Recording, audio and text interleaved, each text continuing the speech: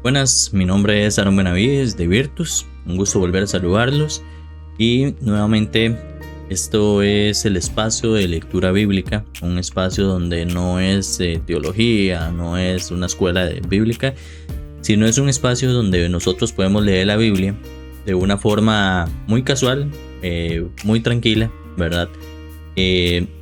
Importante porque nosotros la leemos desde un punto de vista para el hombre, ¿verdad? Recordemos que lo que es Virtus es un espacio de hombres que nos ayuda a ir mejorando las virtudes que nosotros debemos ir adquiriendo para el día de mañana poder ser mejores esposos, mejores padres, mejores hijos, mejores hermanos, mejores líderes comunales o líderes en el ámbito que usted se encuentre. Porque nosotros como hombres debemos aprender a disfrutar en toda su totalidad lo que es la hombría, ¿verdad? Los datos dicen que en esta época se ha estado perdiendo lo que es la masculinidad. Como se pierde la masculinidad, que es parte de la identidad y del diseño por el cual yo fui creado, por el cual yo estoy aquí, muchas veces el hombre se ve envuelto en un bucle, ¿verdad? De pensamientos que llevan a otros pensamientos, ¿verdad? Como no soy suficiente, no valgo, solo soy un proveedor, que mis necesidades son irrelevantes. Entonces usted se echa una carga que realmente no debería ser su carga, ¿verdad? Lo que nosotros tratamos de construir acá en Virtus es una nueva mentalidad de lo que es la masculinidad en el hombre, ¿verdad? Cuando hablamos de masculinidad hablamos de un comportamiento que está intrínseco en lo que es el hombre. Es un comportamiento social, ¿verdad? Es como un pez nada, ¿verdad? Si usted pone un pez fuera del agua, eventualmente no está cumpliendo su función, no está en su entorno y muere, ¿verdad? Así es como es la masculinidad en el hombre. Hay hombres que no tienen masculinidad, sí, por supuesto. De hecho, una estadística es que en esta época en la que vivimos, una gran mayoría, un 90% o más de los hombres no tienen un propósito. No sabe lo que es la masculinidad, no sabe por qué está aquí, no sabe su diseño y su identidad. Únicamente percibe, porque somos seres sensoriales, percibimos lo de afuera. ¿Qué es lo que la sociedad dice que yo soy? ¿Qué es lo que la sociedad dice que yo tengo que hacer? ¿Verdad? Y no realmente qué es lo que mi creador dice que yo soy y lo que yo tengo que hacer. Ahí cuando ya yo veo la fuente, el origen, sé por qué estoy aquí y sé lo que tengo que hacer, sin importar lo que los demás digan. Ya tengo una convicción de lo que yo soy y de lo que tengo que hacer. Esa es la diferencia. Entonces no buscamos echarnos un peso encima, el mundo encima en nuestros hombros, ¿verdad? Como la estatua de Atlas, sino que lo que buscamos es mejorar para disfrutarnos a nosotros mayormente, ¿verdad? Yo no soy un mejor esposo porque tengo que ser responsable y tengo que darle eso a mi esposa. No, porque en el momento que yo hago eso, se vuelve circunstancial. ¿Qué pasa? Que la actitud mía está conectada a la circunstancia. Cuando la circunstancia no está, yo vuelvo a hacer el de antes, entonces retrocedo. Eso es lo que nosotros buscamos. Cuando usted realmente se satisface en usted mismo, si mejoro porque yo quiero ser mejor. Si quiero aprender de inteligencia emocional para aprender cómo reaccionar ante circunstancias, es porque yo quiero ser mejor para mí, para mi Dios, no para los demás. Porque en el momento que los demás ya no estén, entonces yo vuelvo a lo que era. Y eso no lo quiero, ¿verdad? Queremos ir avanzando conforme la vida avanza y ser nosotros mejores cada día más, ¿verdad? Entonces, como para que tengan una idea más o menos de lo que andamos buscando en este espacio, es poder recuperar y restaurar esa masculinidad divina. Y esto es un espacio justamente para eso, una lectura bíblica, pero enfocada para los hombres. ¿verdad? Cómo nosotros lo podemos aplicar, cómo lo podemos llevar a la sociedad, cómo podemos ponerlo en práctica. Entonces eso es Virtus, ¿verdad? La página web de Virtus es virtus4.mem. Virtus4.mem. Y ahí tenemos los arquetipos. Nosotros trabajamos con 7 arquetipos, ¿verdad? También trabajamos con lo que es enseñanzas integrales para que nosotros podamos ser un hombre completo, ¿verdad? Y hay muchas actividades que vamos a estar efectuando. Hay campamentos, acampadas, caminatas que nos ayudan a crear una hermandad, un apoyo fuerte, ¿verdad? A veces nos vemos como el término que hemos escuchado muchas veces, el lobo alfa. El lobo alfa no existe. Si usted ve los lobos andan en manada, andan juntos, ¿verdad? Y la selección natural hace que esa manada sea lo más fuerte posible. Si hay un eslabón débil, es puesto a un lado, ¿verdad? Y así como hombres, nosotros debemos aprender a que nosotros somos un ejército, ¿verdad? Ese ejército va a ser tan efectivo como el eslabón más débil. O sea, si todos los hombres a su alrededor buscan el crecimiento, buscan el mejoramiento, están aprendiendo, están poniéndolo en práctica, van avanzando, usted eventualmente va a avanzar al ritmo de ellos.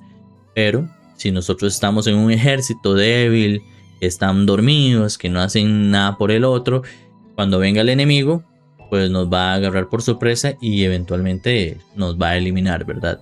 Eso es como una analogía más o menos de lo que nosotros tratamos de hacer en Virtus. Tratamos de crear una hermandad, una comunidad para crear ese apoyo que nosotros necesitamos para ir creciendo, ¿verdad? Nuevamente todos tenemos nuestros errores, que lo diga yo, ¿verdad? Que a veces me paso y es normal. Yo eso lo he aprendido a comprender y trabajo cada vez más en ello, y así debemos de hacerlo todos. O sea, todos debemos de no ver lo que somos, sino ver lo que quiero ser, y unirnos y apoyarnos, porque en el momento que usted apoya, en el momento que usted ora por alguien, en el momento que usted enseña a alguien, ese momento es un momento también de crecimiento para usted.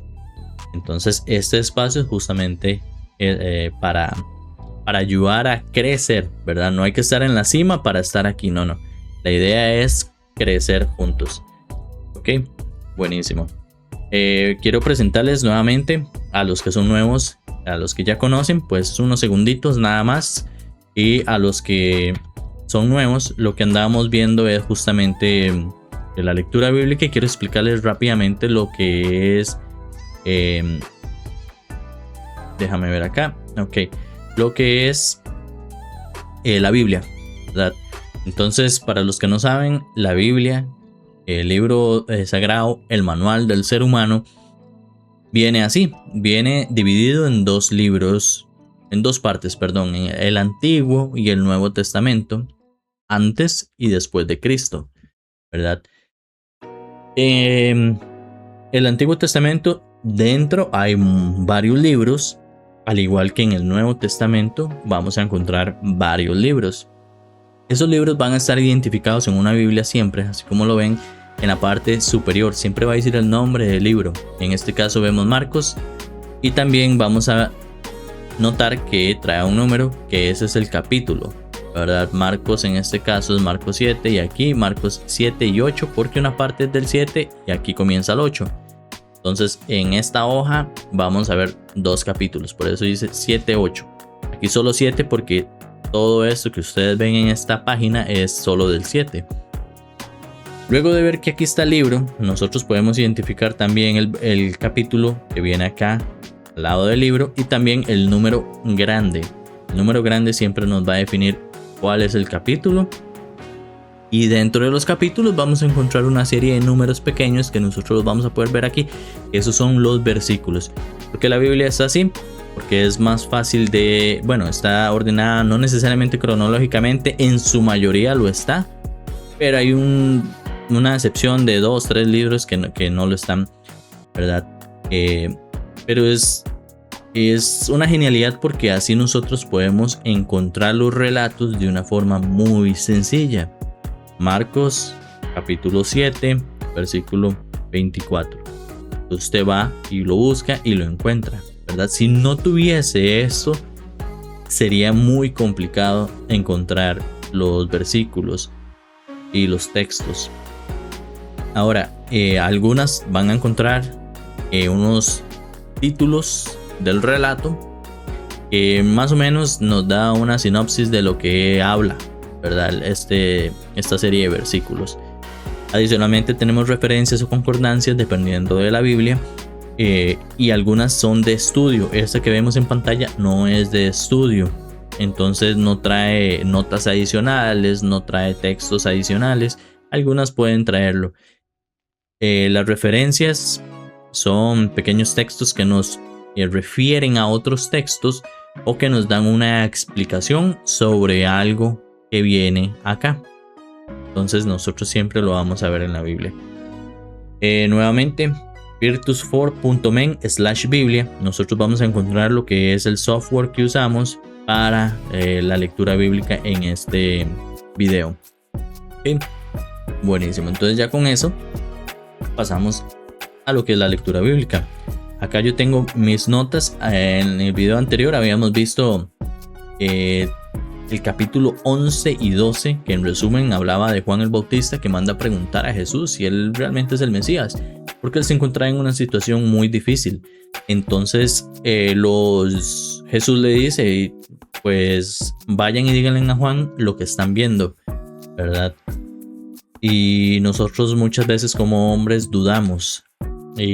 La duda es parte de nuestra debilidad, o sea, es parte nuestra. Somos seres de duda, dudamos mucho. Y tenemos que aprender a que está bien la duda, pero también hay que saber cómo dudar, ¿verdad? Más adelante en los evangelios vamos a ver dos tipos de dudas. La duda de Zacarías, el padre de Juan el Bautista, y la de María, la madre de Jesús. Ambos dudaron, pero uno fue incrédulo y el otro fue estoy a su disposición. Uno no creía y la otra dijo, bueno, yo estoy a lo que usted diga, voy a creer. Y esos son los dos resultados, ¿verdad? Entonces dudamos, pero tenemos que creer que la palabra de Dios así se va a cumplir, ¿verdad? Entonces, nuevamente, Jesús empieza a hablar de Juan el Bautista y empieza a decir que todas las cosas buenas que fue Juan, ¿verdad? Y hace una pregunta a la gente. ¿Qué clase de hombre fueron a ver ustedes? Y es una pregunta que nos tenemos que hacer nosotros. ¿Qué clase de hombre me ven a mí? ¿Qué clase de hombre soy yo? ¿Verdad? Y cada uno ir mejorando. La pregunta es para uno. Es en introspectiva. No es qué clase si yo digo qué clase de hombre soy yo, no es que usted me va a preguntar, sí, qué clase de hombre es usted. Aaron tiene este error y este. Por supuesto, tengo esos y un montón más. Pero es hacia nosotros. ¿Por qué introspectiva? Porque nosotros comenzamos a trabajar en nuestro interior y ahí es donde se exterioriza lo que trabajamos en el interior, ¿verdad? Jesús nos dice que a través de él nosotros vamos a conocer al Padre. Si nosotros conocemos a Jesús, nosotros conocemos al Padre, porque el que conoce al Hijo conoce al Padre, ¿verdad? Y que hay una parte muy bonita que habla sobre los que están cansados. Nosotros como hombres muchas veces estamos cansados. Es un cansancio muy abstracto. ¿Por qué? Porque no es el mismo cansancio como si yo voy a correr una maratón, sino que es algo anímico, algo interno, ¿verdad?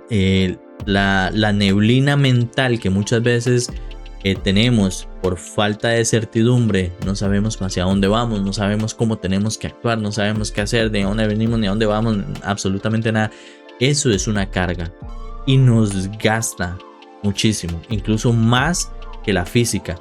Y aquí Jesús nos dice que vayamos a Él cuando nosotros estemos cansados, que acudamos a Él, que Él va a hacer la carga ligera y que Él nos va a ayudar. Él va a llevar el yugo junto con nosotros, pero Él va a aligerar esa carga. ¿Sí? Es una parte muy bonita que nosotros muchas veces debemos recordar, porque el cansancio como hombres es muy común. Muchas veces nos sentimos cansados, muchas veces a la semana, y es de carácter muy propio del hombre, ¿verdad? Posteriormente vimos en el versículo 12 que Jesús quiere compasión y no sacrificios pasivos, porque un sacrificio sin compasión no tiene razón de ser, ¿verdad? Cuando nosotros ayudamos a alguien, ayudamos a esa persona porque queremos que conozca a Cristo, porque queremos que vea la compasión de Cristo en nosotros.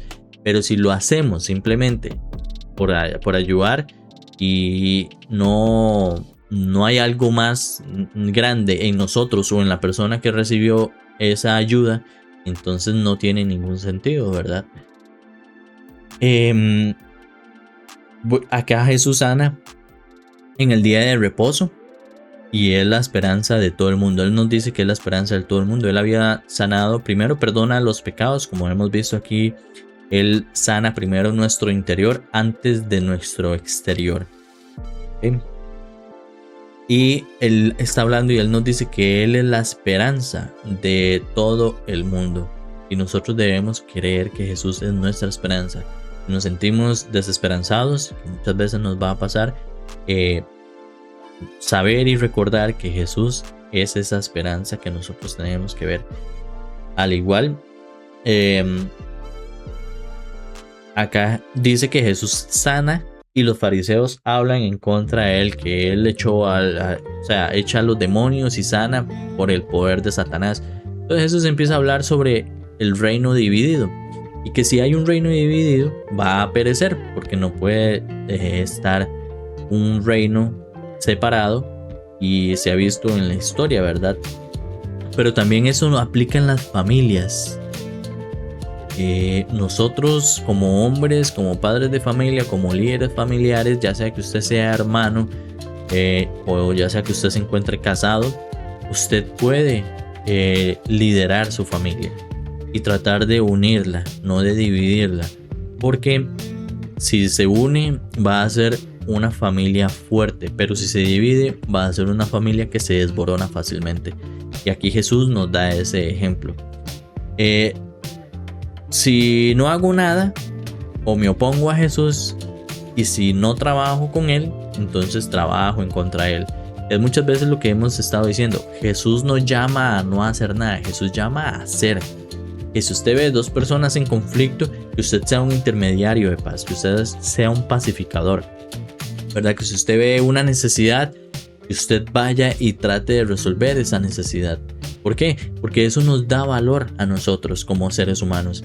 Si yo, Aarón, me siento valorado, me siento importante, me siento completo, siento que tengo una función, que estoy sirviendo a Dios, y eso eventualmente es mi propósito, ¿verdad?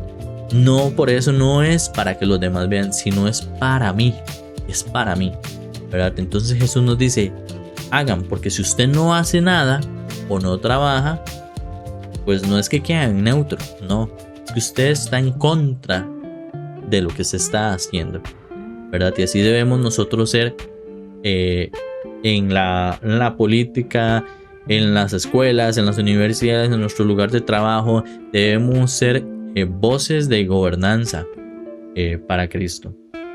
Luego nos habla del tesoro, del buen tesoro, el buen corazón y el buen fruto. Y esto aplica también para lo malo. Usted tiene un mal tesoro, un mal corazón, eventualmente usted va a dar un mal fruto, ¿verdad? Y finalmente habla sobre quién es mi madre y mis hermanos.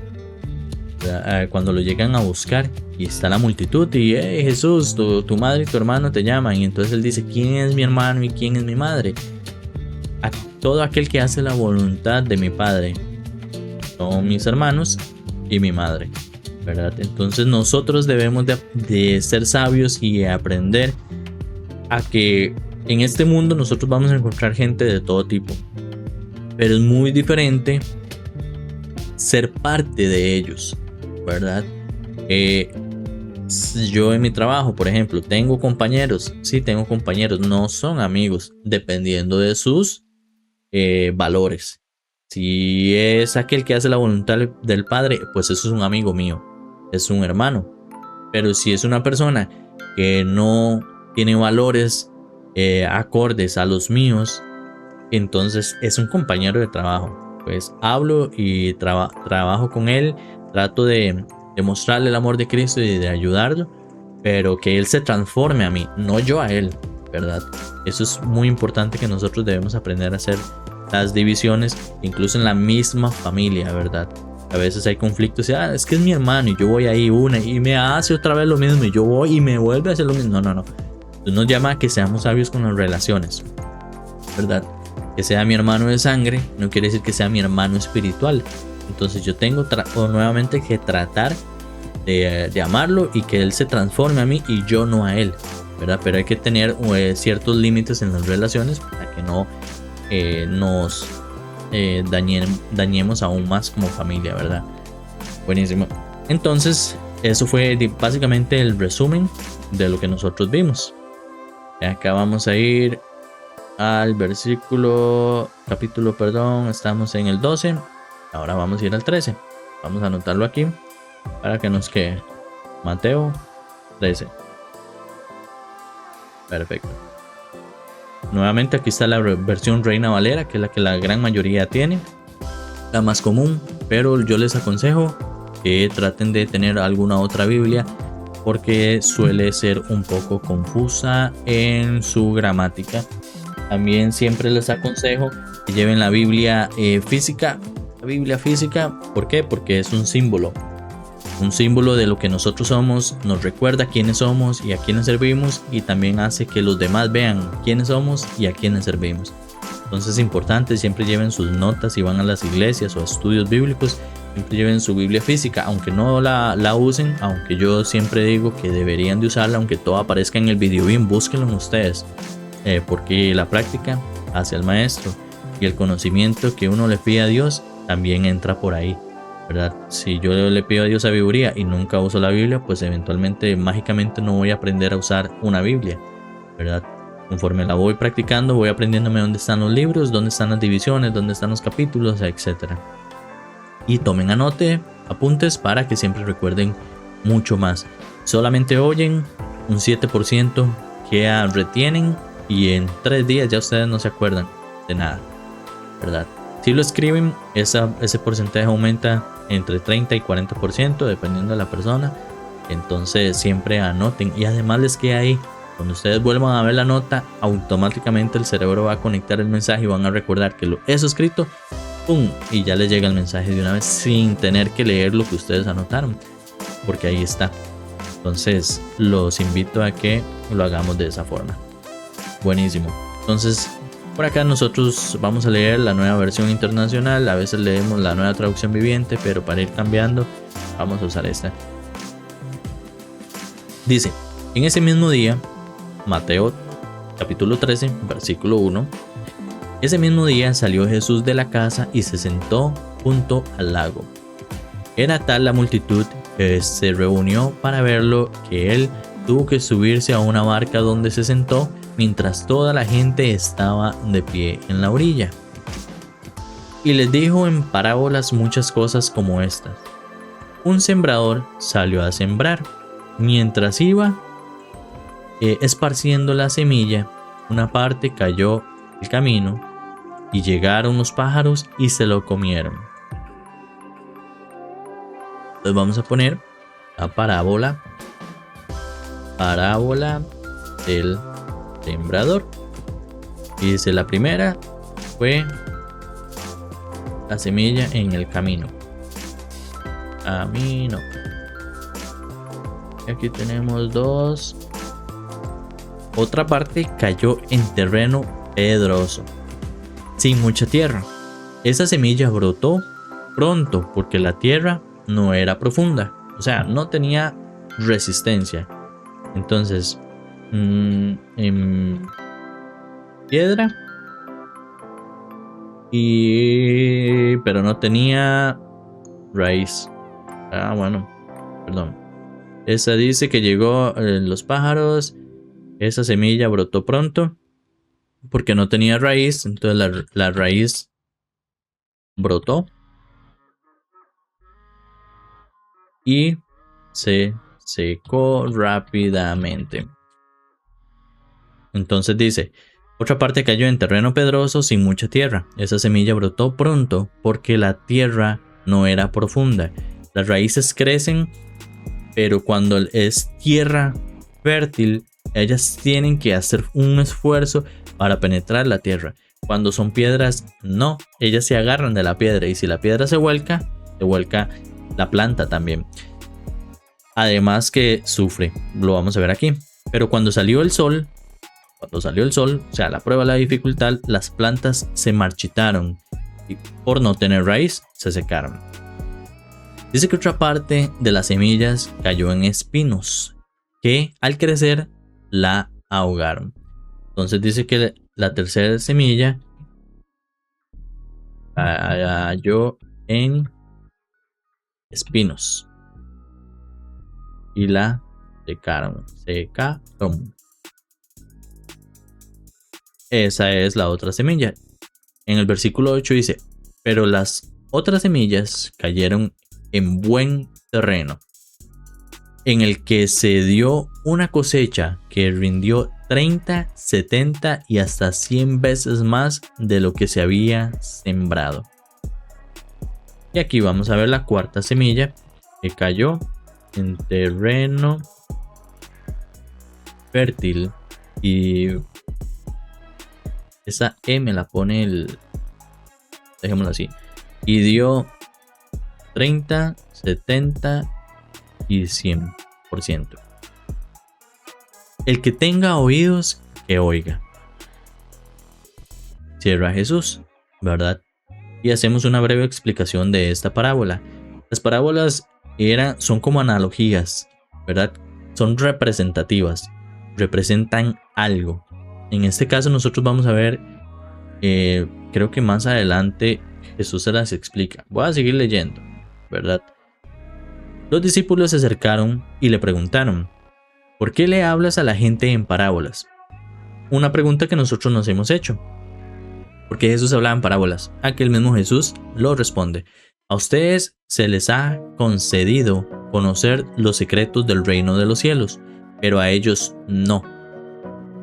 Al que tiene, se le dará más, y al que tendrá en abundancia, al que tiene, se le dará más y tendrá en abundancia. Al que no tiene, hasta lo poco que tiene, se le quitará.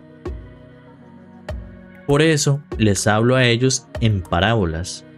Aunque miren, no ven. Aunque oyen, no escuchan ni entienden.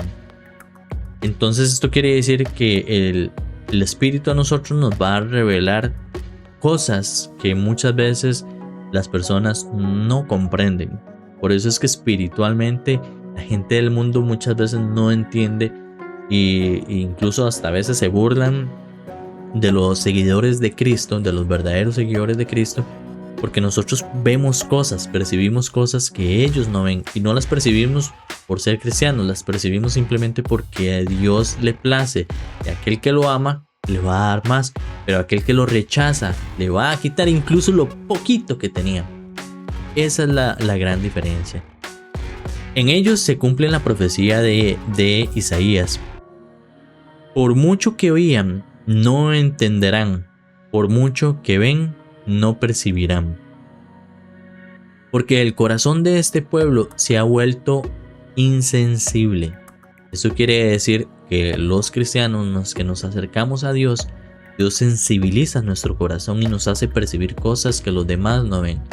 Pero aquellos que están fuera y se burlan y tratan aún, cada vez pecan aún más, ellos se van insensibilizando.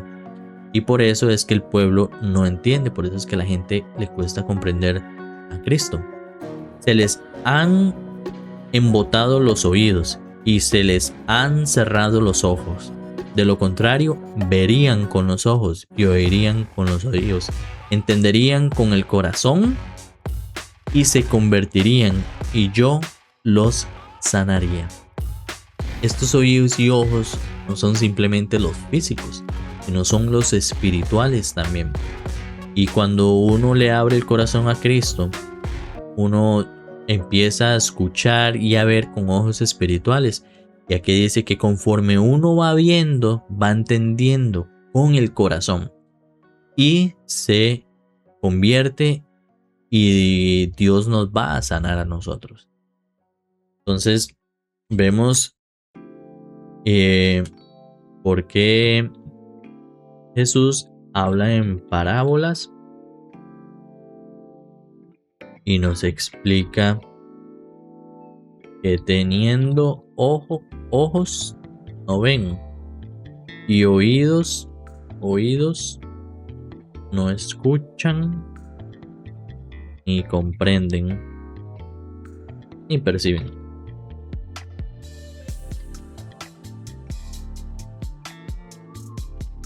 Ok, eso es una parte. Continuamos leyendo en el 18. Escuchen lo que significa la parábola del sembrador. Y aquí él nos la va a explicar. Dice, cuando alguien oye la palabra acerca del reino y no la entiende, viene el enemigo, el maligno, y arrebata lo que sembró en su corazón. A nosotros damos una palabra y esa palabra tiene que tener un fruto, le llega a la persona. Pero a veces esa palabra, la persona, dependiendo de cómo está, porque el terreno es el corazón de cada uno, es arrebatada por el maligno. Lo que se sembró en su corazón, esa es la semilla sembrada junto al camino. O sea, llega el pájaro y de una vez se las come, como las palomas en el parque, que usted les echa semillas y se amontonan para comerse las semillas, porque ahí no hay tierra, no va a crecer nada, ¿verdad? Y ellas se las están comiendo. El que recibió la semilla que cayó en terreno pedregoso, es el que oye la palabra e inmediatamente la recibe con alegría, o sea, emocionalismo, pero como no tiene raíz, dura poco tiempo.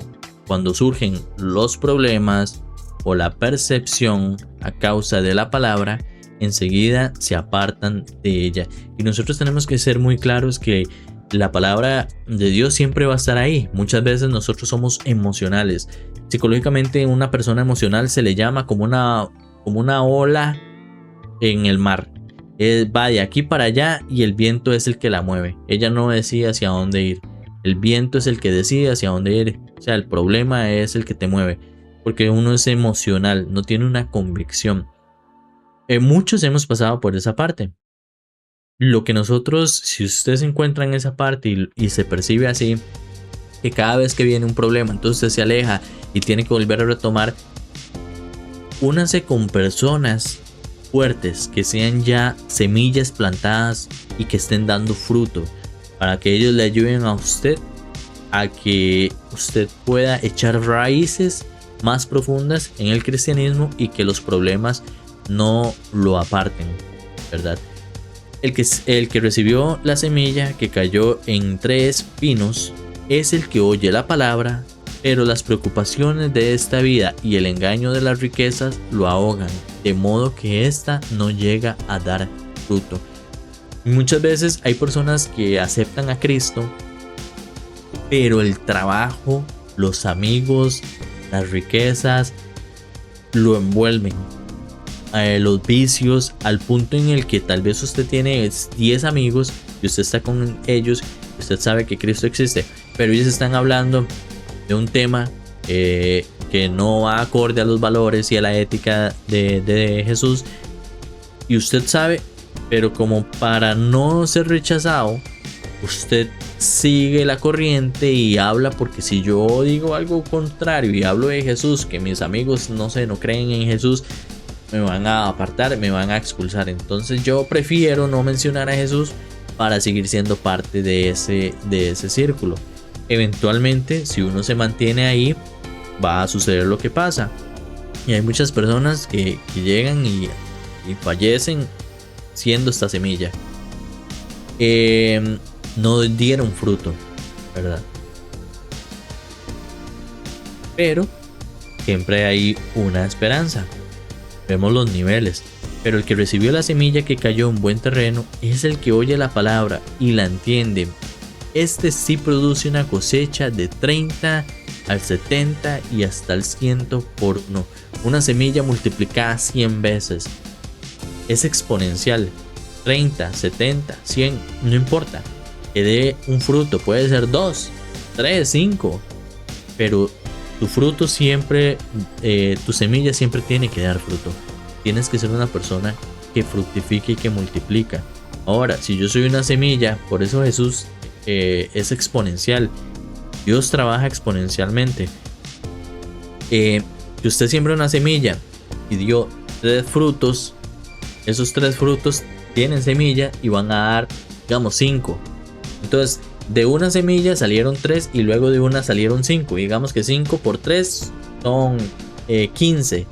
Aquí hay 3 y salió de una. No sé si me explico. Pero es justamente eso. O sea, lo que usted haga en esta generación va a impactar la siguiente. Y si usted hace un buen trabajo para la siguiente generación, ellos van a impactar otras generaciones. Y eso se va a ir ramificando cada vez mayor, ¿verdad? Pero hay que dar ese buen fruto, ¿verdad? Entonces Jesús sigue hablando. Jesús les contó otra parábola. El reino de los cielos es como un hombre que sembró buena semilla en su campo. Pero mientras todos dormían, llegó su enemigo y sembró mala hierba entre el trigo y se fue. Cuando brotó el trigo y se formó la espiga, apareció también la mala hierba. Entonces aquí hay otra parábola.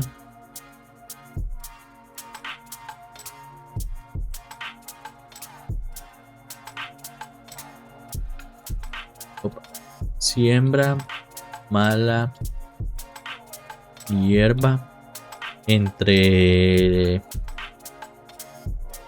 el trigo. Aquí viene la otra parábola, ¿verdad? Entonces los siervos fueron al dueño y le dijeron: Señor, ¿no sembró usted semilla buena en su campo? Entonces, ¿de dónde salió esta mala hierba? Eso es obra del enemigo, le respondió. Le preguntaron los siervos: ¿quiere usted que vayamos a arrancarla? No, les contestó. No sea que, al arrancar la mala hierba, arranquen con ella el trigo. Dejen que crezcan juntos hasta la cosecha. Entonces les diré a los segadores: recojan primero la mala hierba y átenla en manojos para quemarla. Después recojan el trigo y guárdenlo en mi granero. Les contó otra parábola. Voy a hacer una breve explicación porque no sé si esta también la explica, pero va siendo muy similar, ¿verdad? Vemos como el dueño siembra la buena semilla, que es lo que Dios en principio quería hacer. Pero vino el enemigo, ¿verdad? El enemigo y llegó y sembró hierba, mala hierba, en medio de nosotros. Ahora, cuando ya va creciendo, ¿qué es lo que nos pasa en la vida cristiana? Nosotros vamos creciendo en un mundo con mala hierba, ¿verdad? Malas políticas, malas finanzas, malos hábitos, pensamientos limitantes, malos valores, etc. Y nosotros vamos creciendo. Y aquí lo que dice Dios es justamente eso. A veces decimos: ¿por qué vivimos en un mundo imperfecto, en un mundo malo? Bueno, porque al final, cuando Él venga, Él va a separar los malos de los buenos y todos vamos a tener esa oportunidad de haber tomado una decisión, ¿verdad? Entonces eso es lo que hace el enemigo. Acá separa el trigo y acá habla sobre otra parábola. Dice que el reino de los cielos es como un grano de mostaza que un hombre sembró en su campo.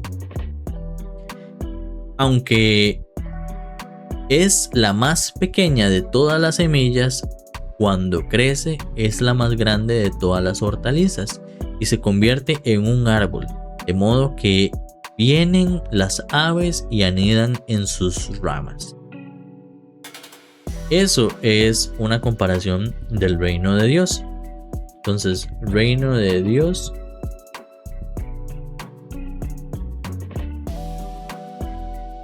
buscar aquí. Reino de Dios como una semilla de mostaza. Como las 6 y ya con eso nos vamos a acordar. Entonces ese es el reino de Dios. Quiere decir que el reino de Dios va a ir creciendo y va a ser un espacio en el que las aves, o sea, nosotros podemos llegar ahí y posar, descansar, vivir en ese entorno que fue creado para nosotros. Les contó otra parábola más. El reino de los cielos es como la levadura que una mujer tomó y mezcló con gran cantidad de harina hasta que fermentó toda la masa. Jesús le dijo a la multitud todas estas cosas en parábolas. Sin emplear parábolas no les decía nada. O sea, Jesús estaba hablando solo en parábolas. Él estaba enseñando solo en parábolas. Así se cumplió lo dicho por el profeta. Hablaré por medio de parábolas. Revelaré cosas que han estado ocultas desde la creación del mundo. Entonces, Jesús hablaba en parábolas para cumplir esta profecía. Una vez que se despidió de la multitud, entró en la casa. Se le acercaron sus discípulos y le pidieron explicarnos las parábolas de la mala hierba del campo. El que sembró la buena semilla es el Hijo del Hombre. Le respondió Jesús, o sea, Jesús. El campo es el mundo y la buena semilla representa a los hijos del reino, los hijos de Dios. La mala hierba son los hijos del maligno, las personas que no creen en Dios o no conocen de Dios. Y el enemigo que siembra es el diablo. La cosecha es el fin del mundo y los segadores son los ángeles. Así como se recoge la mala hierba y se quema en el fuego, ocurrirá también en el fin del mundo. El Hijo del Hombre enviará a sus ángeles y arrancarán de su reino a todos los que pecan y hacen pecar. Los arrojarán al horno encendido, donde habrá llanto y rechinar de dientes. Entonces los justos brillarán en el reino de su Padre como el sol. El que tenga oídos, que oiga. El reino de los cielos es como un tesoro escondido en un campo. Cuando un hombre lo descubrió, lo volvió a esconder y lleno de alegría fue y vendió todo lo que tenía y compró ese campo. También se parece al reino de los cielos a un comerciante que andaba buscando perlas finas. Cuando encontró una de gran valor, fue y vendió todo lo que tenía y la compró. Esto quiere decir que nosotros debemos identificar dónde está el valor y debemos aprender a que eso sea lo más importante, que nosotros estemos dispuestos a todo para proteger ese tesoro que nosotros tenemos. Y como el hombre vendió todo para comprar el tesoro porque sabía el terreno, porque sabía que había un tesoro, y así como el otro hombre que vio la perla que era muy valiosa y vendió todo para conservar esa perla, así nosotros debemos tener nuestro corazón dispuesto a Dios, saber que podemos entregar todo, tiempo, dinero, inteligencia, recursos, sí, pero también todo lo que nosotros tenemos dentro, ¿verdad? Muchas veces tenemos pensamientos limitantes, tenemos cargas, tenemos preocupaciones. Incluso eso, nosotros tenemos que estar dispuestos a entregárselo a Dios, porque muchas veces más bien son esas cosas las que no nos hacen crecer. También se parece el reino de los cielos a una red echada al lago que recoge peces de toda clase. Cuando se llena, los pescadores la sacan a la orilla, se sientan y recogen en canasta los peces buenos y desechan los malos. Así será el final del mundo. Vendrán los ángeles y apartarán los justos a los malvados, y los arrojarán al horno encendido, donde habrá llanto y rechinar de dientes. ¿Han entendido todo esto?, les preguntó Jesús. Sí, respondieron ellos. Entonces Jesús concluyó. Otras parábolas. Bueno, no, así lo podemos dejar. Todo maestro de la ley que ha sido instruido acerca del reino de los cielos es como el dueño de una casa, que lo que tiene guardado saca tesoros nuevos y viejos. Entonces dice, todo maestro de la ley, lo que son los fariseos, que han sido instruidos acerca del reino de los cielos, o sea que les han enseñado acerca del reino de los cielos, es como el dueño de una casa, que lo que tiene guardado saca tesoros nuevos y saca tesoros viejos. Cuando Jesús terminó de contar esta parábola, se fue de allí. Al llegar a su tierra, comenzó a enseñar a la gente en las sinagogas. ¿De dónde sacó tal sabiduría y tal poder milagroso? Decían maravillados. ¿No es acaso el hijo del carpintero? ¿No se llama su madre María? ¿Y no son sus hermanos Jacobo, José, Simón y Judas? Y vemos cómo la gente muchas veces nos va a etiquetar, ¿verdad? En este caso, etiquetan a Jesús, hijo del carpintero. Y Jesús va a su ciudad y la gente empieza a decir esto. ¿De dónde sacó tanta sabiduría? Este no es aquel que es hijo del carpintero y que su mamá es María, ¿verdad? Y así nos pasa a nosotros. Muchas veces dicen, ¿y este qué se cree? Este no es, aquel día andaba gritando. Yo me acuerdo cómo era en el colegio, vieras, era mal portado, era mal hablado, y ahorita anda jugando de santo, ¿verdad? Eso es lo que dice la gente. Y la verdad es que si a Jesús se lo dijeron, Jesús pone en evidencia que a nosotros nos lo van a decir. Entonces, ¿qué debemos hacer nosotros? Y Jesús nos dice que no están con nosotros todos sus hermanos, así que ¿de dónde sacó todas estas cosas? Y se escandalizaban a causa de él. Pero Jesús les dijo, en todas partes se honra a un profeta, menos en su tierra y en su propia casa. Y por la incredulidad de ellos, no hizo allí muchos milagros. Recordemos que Jesús, cuando caminaba, siempre le decía a la gente hacía dos cosas. Uno, pensaba que era posible, como la mujer del flujo de sangre, que tocó y dijo, si tan solo tocare, pum, tocaba. O como el centurión que dijo, solo dilo y yo sé que se hará. Y ellos tenían ya la fe. O cuando muchas veces Jesús les preguntaba, ¿crees? Y ellos decían, sí, yo creo. Por cuanto crees, eres sano, eres salvo, eres perdonado.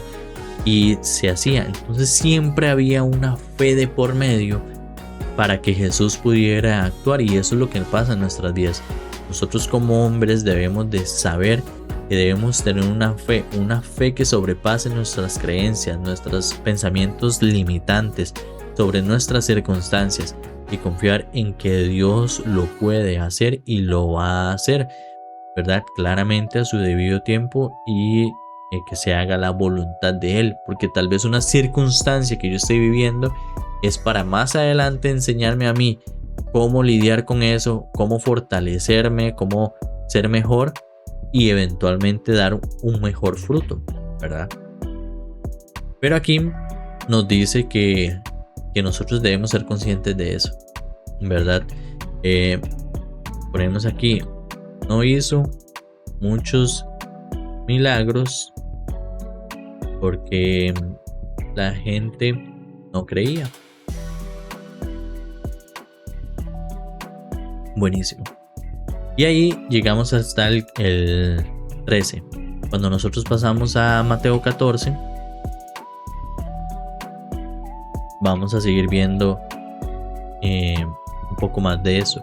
Entonces, para recordarles, aquí en esta parte nosotros tampoco, muchas veces nuestra familia nos creen en nuestro trabajo, porque nosotros tenemos un pasado, pero que eso no nos detenga, que no nos haga retroceder a lo de la tierra en la que salimos, de lo que éramos antes, ¿verdad? Más bien que podamos avanzar cada día y mejorar. confiando y teniendo fe en Dios. Mateo 14, versículo 1. En aquel tiempo, Herodes, el tetrarca, se enteró de lo que decía Jesús y comentó a sus sirvientes: ¿es este Juan el Bautista que ha resucitado? Por eso tiene poder para realizar milagros. Aquí Herodes estaba preguntando, porque Herodes en este evangelio creo que no lo menciona, pero ya en este momento Herodes había matado a Juan el Bautista. Y entonces él creía que que Juan el Bautista había resucitado, ¿verdad? En efecto, Herodes había arrestado a Juan, lo había encarcelado y metido en la cárcel por causa de Herodías, esposa de su hermano Felipe. Es que Juan había estado diciéndole: la ley te prohíbe tenerla por esposa. Entonces Herodes quería matarlo, pero le tenía miedo a la gente porque consideraba a Juan como un profeta. En el cumpleaños de Herodes, la hija de Herodías bailó delante de todos y tanto le agradó a Herodes. Voy a anotar aquí nada más un punto para aquí tenerlo presente. Dice que Herodes mata a Juan. Entonces la hija de Herodías, que era la esposa del hermano, bailó delante de todos y tanto agradó a Herodes que le prometió bajo juramento darle cualquier cosa que pidiera. Y eso es una fiesta, ¿verdad?, de un gobernante de esa época. Entonces habían otros gobernantes, habían otras personas influyentes que entonces si usted prometía algo públicamente, no solo lo prometía delante de la persona, sino que alrededor habían gente de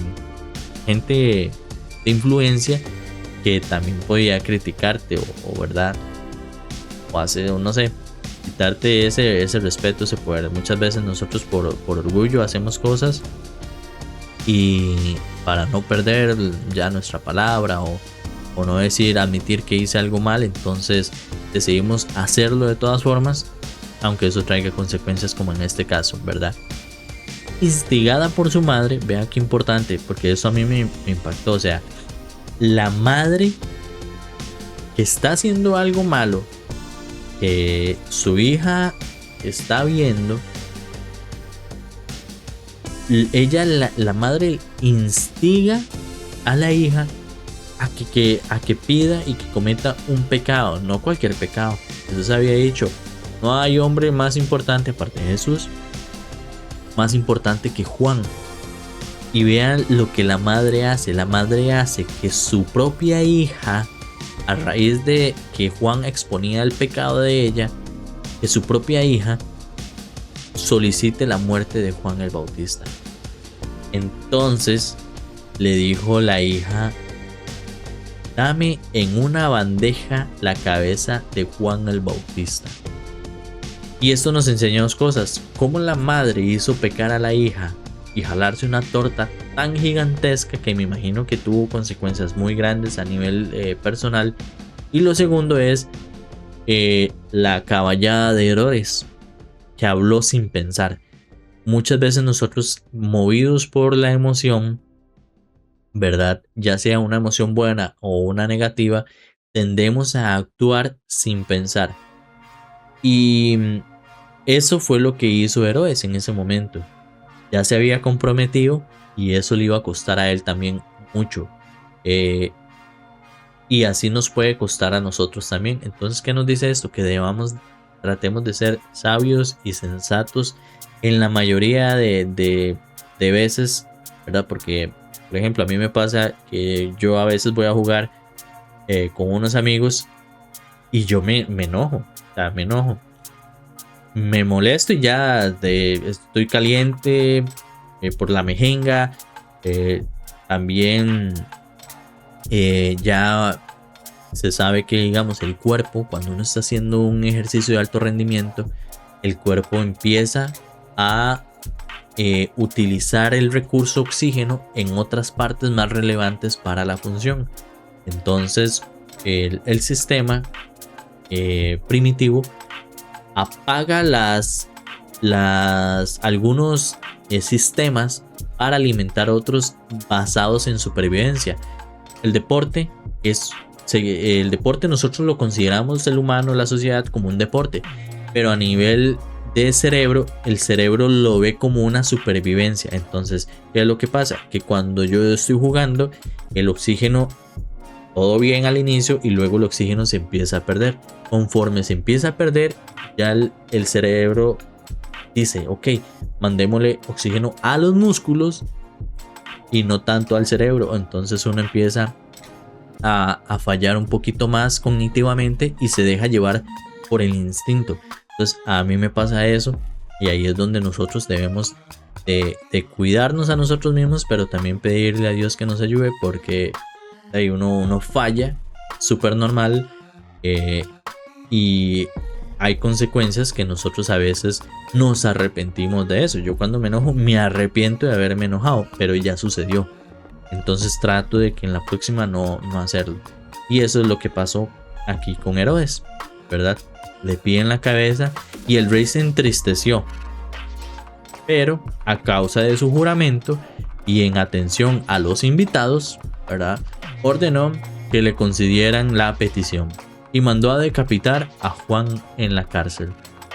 Llevaron la cabeza en una bandeja y se la dieron a la muchacha, quien se la entregó a su madre. Luego llegaron los discípulos de Juan, recogieron el cuerpo y le dieron sepultura. Después fueron y avisaron a Jesús. Cuando Jesús recibió la noticia, se retiró él solo en una barca a un lugar solitario. Y aquí voy a hacer una pausa porque me gusta anotarlo. Entonces, dar nuestra palabra y debemos pensar muy bien. Eso por un lado.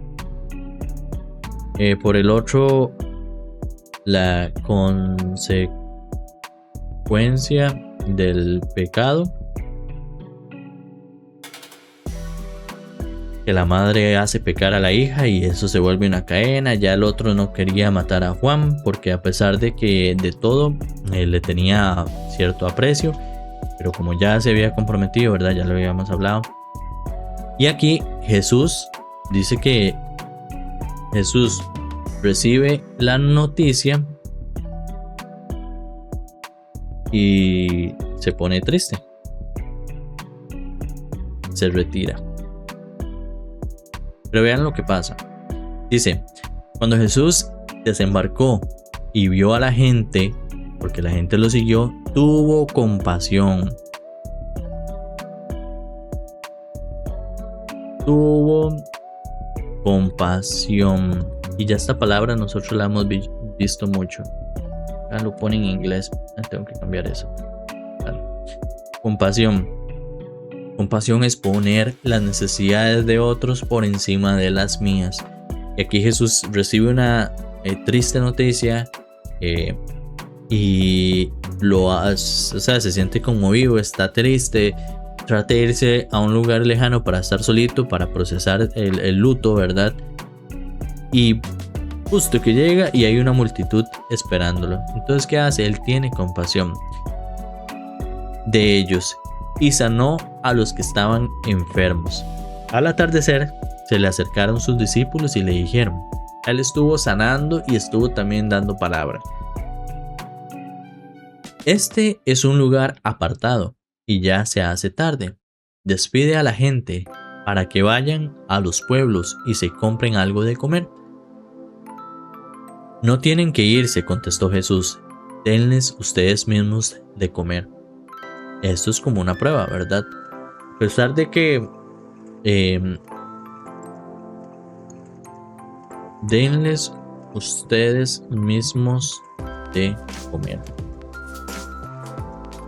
A pesar de que ellos habían visto un montón de milagros, vean la respuesta. Ellos objetaron: no tenemos aquí más que 5 panes y 2 peces. Tráiganlos acá, les dijo Jesús. Y mandó a la gente a sentarse sobre la hierba. Tomó los 5 panes y los 2 peces y mirando al cielo los bendijo. Luego partió los panes y se los dio a los discípulos, quienes los repartieron a la gente. Todos comieron hasta quedar saciados. Y los discípulos recogieron 12 cestas llenas de pedazos que sobraron. Los que comieron fueron unos 5,000 hombres. Únicamente se estaban contando los hombres. Pero digamos que si cada hombre llevaba a su familia, su esposa, o un hijo, que era muy común en esa época, estamos hablando de que fácil, mínimo fueron 8,000 personas. 8,000, 7,000 e incluso más. Eso sería como el mínimo de personas. El mínimo que alimentó, yo diría que el 7,000 y de ahí para arriba, porque también hubiesen otros que llevaron a su esposa y sus hijos y iba él, entonces ya no 1 por 5, ¿verdad? Entonces, mínimo esas personas, sin contar mujeres y niños. Enseguida Jesús hizo que los discípulos subieran a la barca y se adelantaran al otro lado mientras él despedía a la multitud.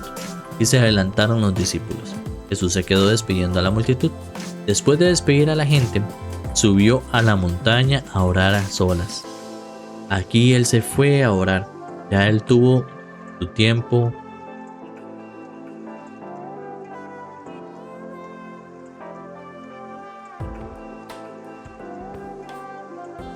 Orar.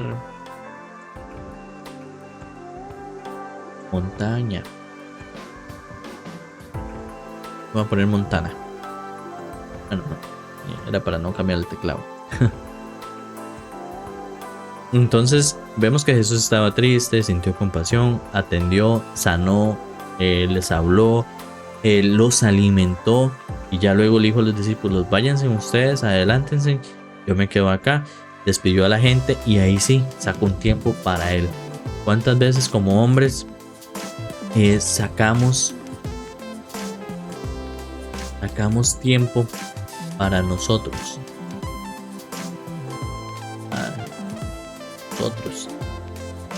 Y eso es súper importante. El hombre fue creado para guardar, para proteger, para trabajar. Pero también Jesús nos enseña que nosotros debemos de poder sacar tiempo para nosotros, porque necesitamos recuperar fuerzas. Y Él se va a orar. Cuando decimos tiempo para nosotros, no es ir a pescar, que se puede ir a pescar, ¿verdad? No es ir a jugar fútbol, sino que es un tiempo de reconstrucción, fortalecimiento espiritual, ¿verdad? Que no está mal también hacer actividades en las que uno vaya a caminar, vaya a pescar, vaya a jugar, siempre y cuando usted lo haga siendo consciente de que ese tiempo es para ver el poder de Dios. Yo veo las maravillas del mar, voy en un tono que me acerca a Cristo cada vez más. Entonces saquemos tiempo para nosotros, para recuperarnos. Dice: y la barca ya estaba bastante lejos. Dice que al anochecer estaba allí él solo, Jesús solito. Y la barca ya estaba bastante lejos de la tierra, zarandeada por las olas, porque el viento le era contrario. En la madrugada Jesús se acercó a ellos caminando sobre el agua. Entonces vemos a Jesús caminando sobre el agua.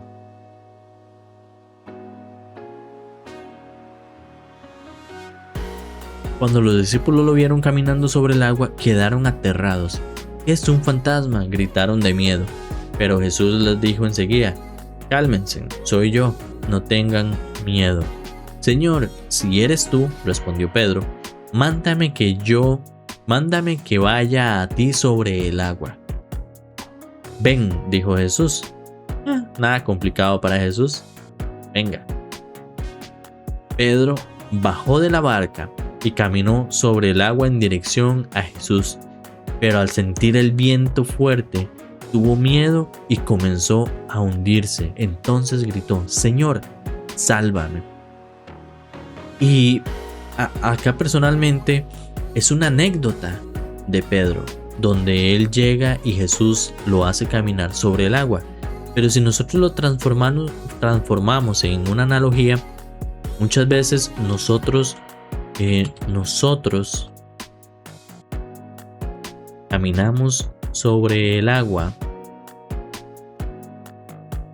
y cuando vemos la dificultad,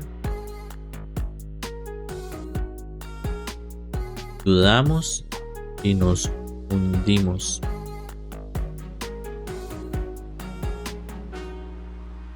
Pero ahí está Jesús. Y yo me lo imagino porque yo lo veo como proyectos. Yo he tenido proyectos y actualmente estoy trabajando en varios donde yo veo y digo, es tan grande, es tan complicado, se requieren tantas cosas y empiezo a abrumarme. Y luego recuerdo, últimamente es para Dios. O sea, si Él quiere hacerlo crecer, lo va a hacer crecer y yo no tengo que hacer absolutamente nada. Y entonces como que me libero un poco de eso. Pero suele ser abrumador. Tal vez eso es en analogía a esos vientos fuertes, ¿verdad? Es una historia que pasó en la vida real, pero cómo yo la puedo aplicar en mi vida. Entonces yo digo, al igual que Pedro, yo muchas veces confío en Dios, doy el primer paso y empiezo a caminar en esa dirección y empiezo a ver la dificultad, el nivel de complejidad y empiezo a decir, uy, puña, ¿seré yo capaz? ¿Seré yo capacitado? ¿Qué digo? ¿Cómo lo hago? Y empiezan esos vientos a echarme, a hundirme. Y en ocasiones me hunden y ahí yo digo, Señor, sálvame. ¿Y qué hace Jesús? Enseguida Jesús le tendió la mano y sacándolo le respondió, hombre de poca fe, ¿por qué dudaste? Y muchas veces nos ha pasado.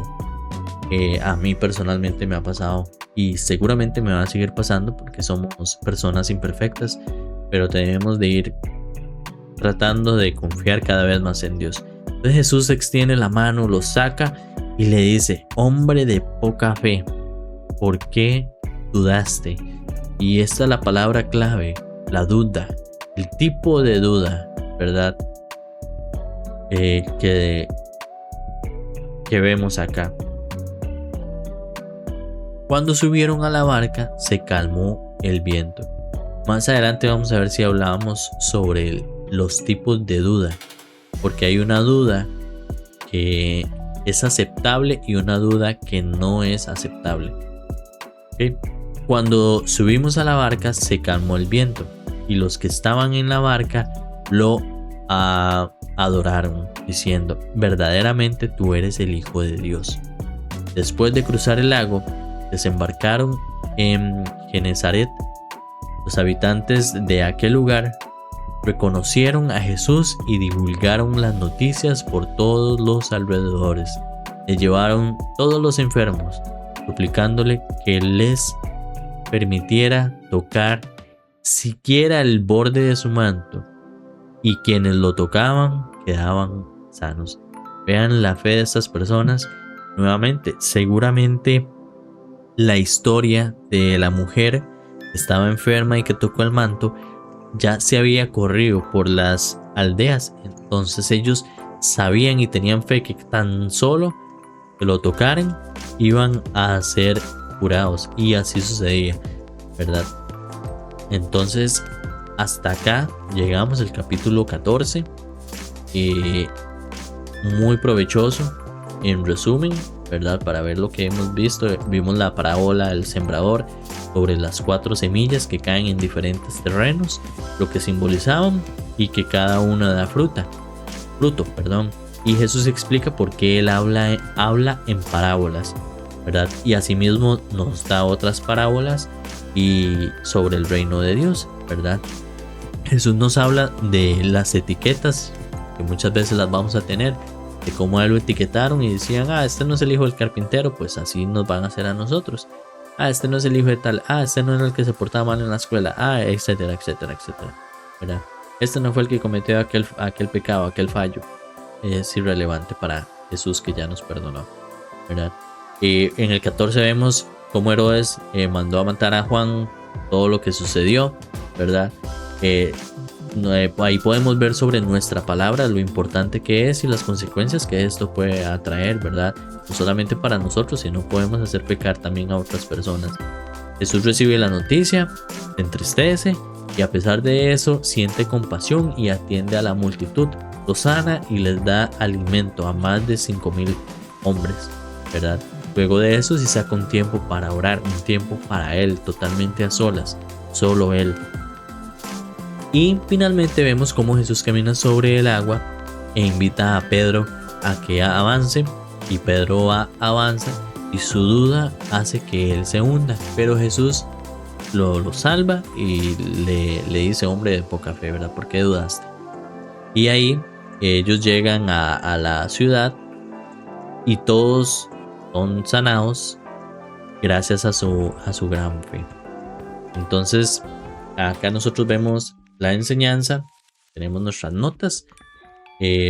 Muchas gracias por el tiempo. Nuevamente es muy importante comenzar a ver cómo aplica esto en mi vida, cómo lo puedo aplicar, cómo puedo ser un mejor hombre para poder influenciar mi entorno, ¿verdad? Pero para influenciar mi entorno primero tengo que ser la persona de influencia.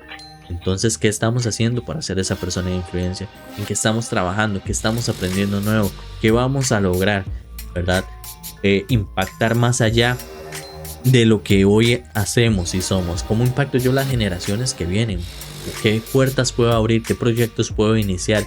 Para yo verlos culminar, pues tal vez, pero principalmente para que las generaciones del día de mañana tengan la oportunidad, ¿verdad? Las familias mejores, nuevamente mejores padres, mejores hijos, mejores hermanos, mejores empleados, mejores gobernantes, y nosotros podamos ser personas de influencia en nuestra sociedad.